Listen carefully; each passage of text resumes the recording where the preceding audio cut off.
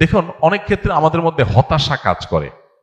2 বার 4 বার 6 বার 8 বার কয়েকবার এরকম যখন আমি কোনো কাজ ব্যাটে বলে করতে পারি না, তখন আমার মনে হয় না, আমার দ্বারা মনে হয় কিছু আর হবে না।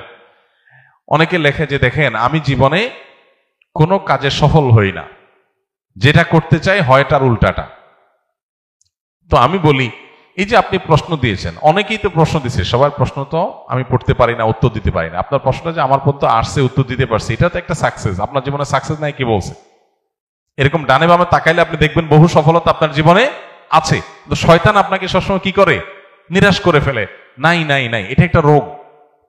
আলহামদুলিল্লাহ, বহু মানুষের তুলনায় আল্লাহ তাআলা আপনাকে ভালো রাখছেন। তো এটার প্রথম ট্রিটমেন্ট হলো পজিটিভ চিন্তা করা, নিজের মানসিক ট্রিটমেন্ট করা, যে আমি আসলে এতটা এতটা আমি পিছিয়ে নাই যতটা আমি নিজেকে মনে করছি। এটা হলো প্রথম ট্রিটমেন্ট। দ্বিতীয়ত হলো, আপনি কোনো কাজকে ছোট মনে না করে আল্লাহর নাম নিয়ে যেটা সুযোগ পান সেটাই শুরু করে দিবেন। আমাদের এখন বেশিরভাগ মানুষের অভাব হলো ভাবের। কিসের অভাব? ভাবের অভাব। একজন মানুষ, আমি চাকরি পাচ্ছি না, তো আপনি একটা দোকানে হয়তো কর্মচারী হিসাবে পাবেন, সেটা কাজ না, কিন্তু আপনি সেটা করবেন না, কারণ আপনি চাচ্ছেন আপনার ক্লাস অনুযায়ী আপনার একটা বিশেষ ডিমান্ড আছে, সেটা না হওয়ার কারণে আপনি হতাশ হয়ে যাচ্ছেন।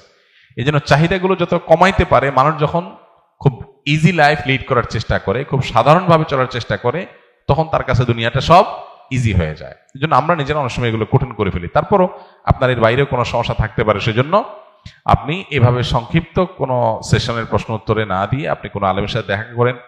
আমাদের ফাউন্ডেশনে অফিস টাইমে কাউন্সেলিং এর ব্যবস্থা থাকে, ওলামা ইকরাম থাকেন, সেখানে আপনি সময় নিয়ে যেতে পারেন। ইনশাআল্লাহ হয়তো আপনার কোনো কাজে আসবে।